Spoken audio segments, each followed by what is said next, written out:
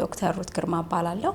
በአሚን አጠቃላይ ሆስፒታል የጥርስ ሐኪም ነኝ። በእርግዝና ጊዜ የጥርስ ህክምና መጀመሪያ በምን እንከፍለዋለን በየትኛው የእርግዝና ወቅት በሚለው ነገርና እንዲሁም ደግሞ ምን አይነት የጥርስ ህክምና ከሚለው አንፃር ይሆናል።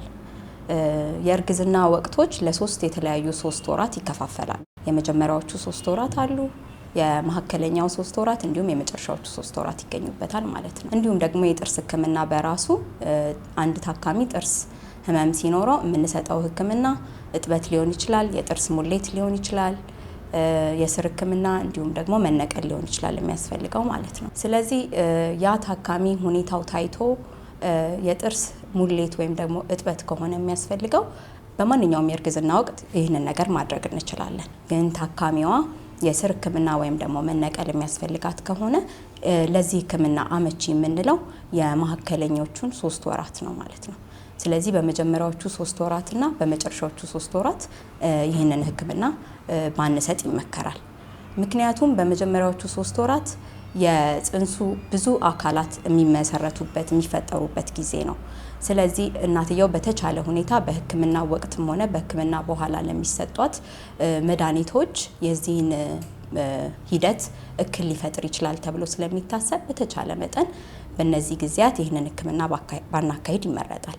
ከዛም በተጨማሪ የጥርስ ህክምና በራሱ የሚፈጥረው ጭንቀት አለ ታካሚው ላይ። ስለዚህ ከጭንቀት የተነሳ የሚመጡ ውርጃዎችን ለመከላከል በዚህ ጊዜ ይህንን ህክምና ባናደርግ ይመከራል ማለት ነው። በመጨረሻዎቹ 3 ወራትም ደግሞ እንዲሁም አንደኛ የጥርስ ህክምና በሚፈጥረው ጭንቀት የተነሳም የሚፈጠር ያለ ጊዜ የመውለድ ነገር ሊኖር ይችላል።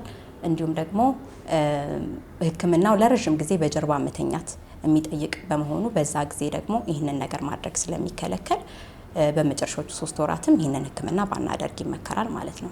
ስለዚህ ህክምናው የመጀመሪያዎቹ 3 ወራት ላይ ህመም ቢኖራቸው ብዙውን ጊዜ የምናደርገው በመድኃኒት አድርገን ወደ ሁለተኛዎቹ 3 ወራት ላይ ለህክምና እንዲመጡ ነው የምናደርገው። በመጨረሻዎቹ 3 ወራት ላይ ከሆነ ደግሞ ህመም ያጋጠማቸው እንዲሁ ከወለዱ በኋላ ህክምናውን እንዲያገኙ እስከዛ በመድኃኒት ነው የምናስታግሰው ማለት ነው። ግን በመሐከል ላይ ያሉት 3 ወራት ለህክምናው አመቺ ነው። ስለዚህ ማንኛውንም ለጥርስ ህመም የሚያመጡ ህክምናዎችን በአመቺ ሁኔታ ማከም የምንችልበት ጊዜ ነው ማለት ነው። ስለዚህ እሱ ሰዓት ላይ ሙሌትም እጥበትም ስር ህክምና መንቀልም ሁሉንም አይነት ህክምና መስጠት እንችላለን በዛ ሰዓት ላይ ማለት ነው። ለነፍሰ ጡሮች ብቻ ሳይሆን በአጠቃላይ ማንኛውም ሰው በአመት 2 ጊዜ ወይም ደግሞ በ6 ወር 1 ጊዜ የጥርስ ህክምና ቦታ በመሄድ የጥርስ እጥበት ቢያካሂድ እንዲሁም ደግሞ የሚያስፈልገውን ህክምና ከሐኪሙ ጋር በመነጋገር ክትትል ቢያደርግ እመክራለሁ።